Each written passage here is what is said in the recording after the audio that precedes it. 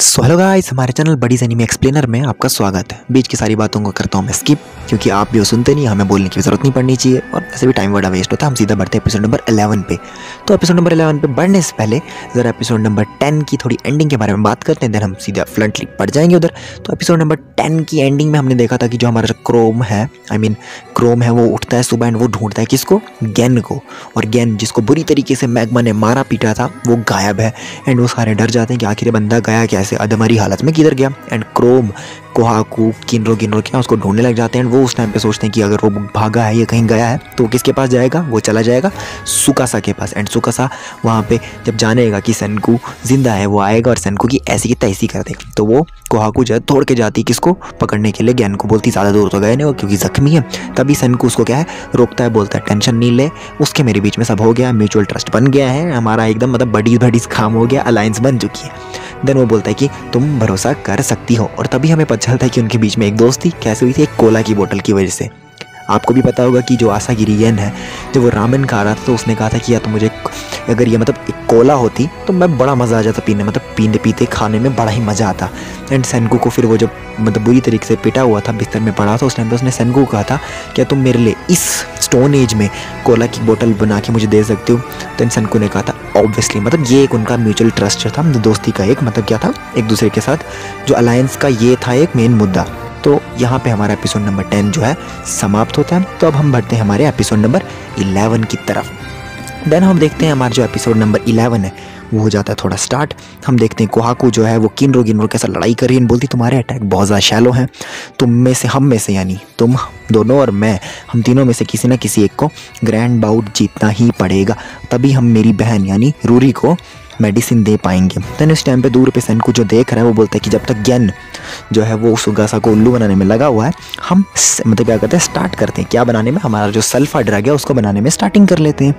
Then उसी time पे पीछे से क्रोम बोलता है यस, मुझे बताओ कि हमें जो अपना नेक्स्ट साइंस प्रोजेक्ट है या हमारी साइंस जर्नी है तो उसमें हमें क्या करना है। तो सेनकू बोलता है हम एक ऐसे मटेरियल की मतलब बनाने जा रहे हैं जो सिविलाइजेशन में मतलब बहुत ज़्यादा इम्पोर्टेंस थी, जिसकी जो एज आयरन की तरह ही था हमारी सिविलाइजेशन में, क्या था मतलब बहुत ज़्यादा इंपॉर्टेंस था। वो आयरन जो था पहला मैन मेड मटेरियल था हिस्ट्री में, एक सिंथेसाइज्ड चीज़ थी जिसको साइंस की मदद से बनाया गया था, जिसका नाम है ग्लास। देन ये जब नाम सुनते हैं बाकी सारे, हम तो जानते हैं भाई ग्लास क्या है, क्रोम एंड सुई का इनको कोई चीज़ नहीं पता कि ग्लास क्या होता है। तो ये बोलते हैं कि हम ग्लास क्यों बना रहे हैं, हमारे पास जनरेटर है, हमारे पास इलेक्ट्रिसिटी है, तो हमें ड्रग बनाने नहीं चाहिए। देन सेनकू कहता है कि अरे पगले, हम जो है क्या बनाने वाले हैं, हम बनाने वाले हैं ड्रग्स, यानी दवाई एक टाइप की। और दवाई क्या है, ये एक केमिस्ट्री का टाइप है, मतलब केमिस्ट्री में आती हैं चीज़ें। एंड केमिस्ट्री की चीज़ों को बिना ग्लास के हम नहीं कर सकते। हाँ, हमारे पास क्ले पॉट्स हैं, लेकिन क्ले पॉट्स में हम अच्छे से इम्प्रोवाइज तो नहीं कर पाएंगे। एंड वो बोलता है कि जो ग्लास है उससे हमारे जो है बहुत, मतलब जो भी हम जो सल्फर ड्रग बनाने वाले तो वो बहुत ज़्यादा ड्यूरेबल रहेगा, बहुत ज़्यादा काम का हो जाएगा। एंड 10 बिलियन% वो ईजी भी रहेगा प्रोसेस करने में, क्योंकि ये बहुत ज़्यादा टफ भी होता है एंड बहुत ज़्यादा वो क्या कह सकते हैं, ट्रांसपेरेंसी भी होती है, जिससे हम जो केमिकल रिएक्शन करेंगे उसके इर्द गिर्द भी देख पाएंगे। जिसपे हमारा जो ये क्रोम है, अब जो जानता नहीं था ग्लास के बारे में, वो शॉक्ड हो जाता है, वो खुश हो जाता है। एंड वो बोलता है कि वाओ, मतलब ये इतनी ग्रेट चीज़ है, मतलब हमें इसके बारे में तो जानना ही चाहिए। एंड सेनकू उस टाइम पे क्या छोटी बच्ची सुकासा की तरफ देखता है, मतलब तुम्हारे चेहरे को भी मुझे देखना ही पड़ेगा, आखिर ग्रेट डिटेक्टिव सुकासा का चेहरा कैसा दिखता होगा। एंड वो उसके पास जाता है एंड उसका चेहरा निकालता है। तभी हम देखते हैं उसका चेहरा जैसे निकलता है, पीछे से आ जाती है हमारी कोहाकू जो लड़ रही होती है, दौड़ के आती है। एंड वो बोलती है कि वो लड़की जो है सुई का, उसको अपना चेहरा दिखाना पसंद नहीं है, एंड तुम क्या कर रहे हो बेवकूफ़ो, उसका चेहरा वापस से ढको। लेकिन जब उसका चेहरा वो भी देखती है, वो बहुत ज़्यादा क्यूट होती है देखने में, बच्ची बड़ी क्यूट सी होती है। सारे उसका चेहरा देखते बोलते वाह कितनी क्यूट है। तभी वो अपना चेहरा एकदम संतरे की तरह सिकुड़वा देती है। सारे बोलते हैं ये क्या हो गया। तभी वो लड़की बोलती है कि मैं असल में अपना चेहरा क्यों छुपाती थी, क्योंकि मेरे को ये जो है मतलब एक टाइप की बीमारी है, जिससे मेरे को जब तक अपना चेहरा सुकड़ा हो ना तब देखते नहीं। तभी हम देखते हैं हमारे सामने आ जाता है हमारे एपिसोड का नाम, जिसका नाम है क्लियर वर्ल्ड। ये लड़की सुईका बोलती है कि मतलब जब भी मैं ये मास्क लगाती नहीं हूँ तो मुझे बिल्कुल फजी दिखने लगता है, मतलब मुझे क्लियर नहीं दिखने लगता है। तो हम बिल्कुल समझ सकते हैं उसको एक आई प्रॉब्लम ही है। बोलती है कि मुझे आप भी क्लियर से नहीं दिख पा रहे हो, क्योंकि मेरी सिकनेस है मुझे, क्योंकि आप अच्छे से दिख नहीं रहे हो, तो मैं कोशिश करती हूँ देखने की, और जिसकी वजह से मुझे बहुत एम्बैरसमेंट फील होता है। मैं सारे लोग मेरा मजाक उड़ाते हैं, तभी मैं ये अपनी खोपड़ी पे लगा लेती हूँ। लेकिन जब मैं ये लगाती हूँ मुझे बहुत अच्छे तरीके से आप दिखने लग जाते हो, मुझे आप सारे अच्छे से दिखते हो और कोई प्रॉब्लम नहीं होती। तभी हमारे जो सनकू बोलते हैं ये पिन होल इफेक्ट है। यानी हम भी अभी, आप अगर नोटिस करोगे कभी, आप भी कभी दूर की कोई चीज़ देखनी होगी, आप बहुत आंखें छोटी करके देखते हो, है ना। तो उससे क्या होता है कि हमें फ़ायदा भी मिल जाता है एक हिसाब से। क्यों? क्योंकि हमने दूर की चीज़ आंखें छोटी करने पे दिख जाता है, लाइट ज़्यादा फोकस पड़ता है। या अगर आपको कोई दूर की चीज़ देखनी होगी तो आप कर सकते हो, एक न्यूज़पेपर ले लेंगे, उसको फोल्ड करके उसके थ्रू देखेंगे तो आपको भी क्या होगा, क्या है, कभी कभी दूर की चीज़ मतलब लगेगा क्लियर दिख रही है। तो ये पिन होल इफेक्ट है, सनकू ऐसा कहता है। एंड सनकू कहता है कि तुम्हारी जो चीज़ है यानी फजी सिकनेस, ये कोई सिकनेस नहीं है। हाँ, कह सकते हैं कि सिकनेस है, लेकिन हमारे टाइम में यानी जिस टाइम से मैं आया हूँ उस टाइम पे इसको कोई डिजीज़ नहीं कहा जाता था। हमारी जो टेक्नोलॉजी की मदद से ये कोई प्रॉब्लम नहीं आती थी और सारे लोग देख पाते थे with the help of science. हम क्या बनाते थे, ग्लासेस। तो उन ग्लासेस को लगाने के बाद आप देख सकते थे और आपको कोई टेंशन नहीं होती थी, एंड आप जितना मन कहे देख सकते थे, आपको कोई प्रॉब्लम नहीं होती थी। एंड एज अ फैशन के लिए भी आप यूज़ कर सकते थे। देन उसी टाइम पे वो लड़की सुई का है, वो बोलती है साइंस की मदद से मैं देख पाऊँगी, क्या साइंस सच में इतना अमेजिंग है। देन सनकू कहता है कि हाँ, साइंस सच में इतना अमेजिंग है एंड तुम साइंस की मदद से ज़रूर देख पाओगी। तो लड़की बोलती है अगर सच में ये पॉसिबल है तो मैं ज़रूर एक बार अपनी ज़िंदगी में ये पूरी दुनिया की खूबसूरती को देखना चाहूँगी। सिर्फ एक बार, ज़्यादा नहीं, मैं कोई लालच नहीं करना चाहती, मैं सिर्फ एक बार देखना चाहूँगी बिना किसी फजीनेस के। तुम सबको यानी मेरे दोस्तों को देखना चाहूँगी, द रियल यू, असली में देखना पाऊँ, क्योंकि उसको दिखता नहीं था ध्यान से, तो उनको धुंधले धुंधले दिखते होंगे। दैन उस टाइम पे क्रोम बोलता है ऑल राइट, चलो, जोश में बोलता है कि आओ ग्लास बनाते हैं। एंड बोलता है सनकू हमें इसके लिए क्या क्या चीज़ें चाहिए ज़रा बताना। दैन सनकू क्या बोलता है इनको कि उसके लिए हमें क्वार्ट्ज सैंड चाहिए, जो मोस्टली हमें मिल जाएगा, लेकिन बोलता है कि क्रोम मुझे शायद तुम्हारे कलेक्शन में ये कहीं नहीं मिला। तो सैंड, ये क्रोम बोलता है पागल हूँ कि मैं सैंड क्यों जमा करने लग गया, मैं पत्थरों को वो जमा करता हूँ, हर्ब्स को जमा करता हूँ। लेकिन सनकू बोलता है हाँ, तुम्हारे कलेक्शन में मुझे थोड़ी हिंट ज़रूर मिल गई। देन क्रोम बोलता है कि ये जो ट्रांसलूसेंट रॉक है, मतलब एक रॉक टाइप था उसके पास जो था वो ट्रांसपेरेंट टाइप का, बोलता है ये रॉक मुझे यहाँ पे मिला था जब मैं छोटा बच्चा था।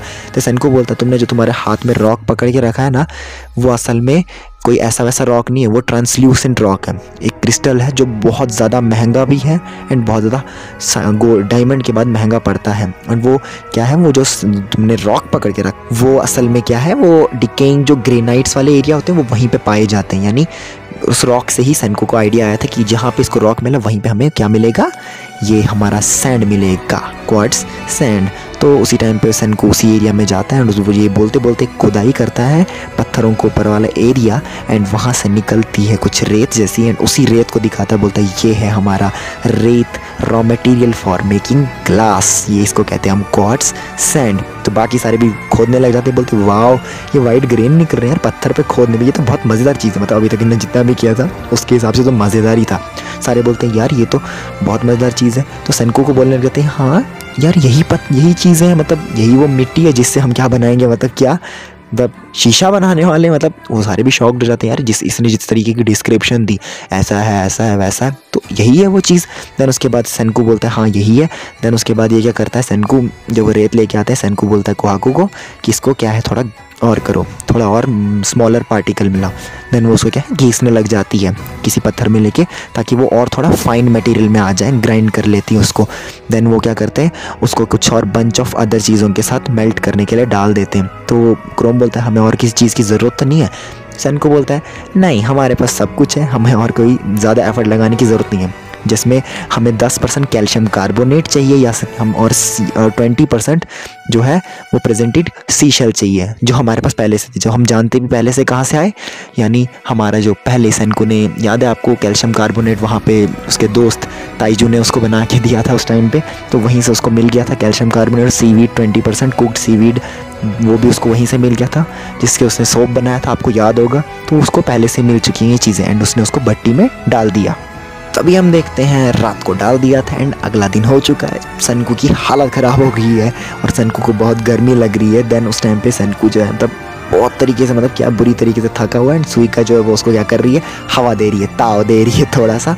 देन सेनको बोलता है कि क्रोम, तुम्हारे मतलब जो भंडार था, वो क्या बोलेंगे, जो तुम्हारा ट्रेजरी था, उसमें से मुझे एक पत्थर और मिला था। इसको एक और पत्थर भी मिला था।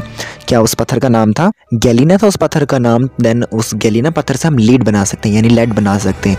यानी अगर हमने ग्लास बनाया तो हम उसको लकड़ी में नहीं डालेंगे, किस में डालेंगे?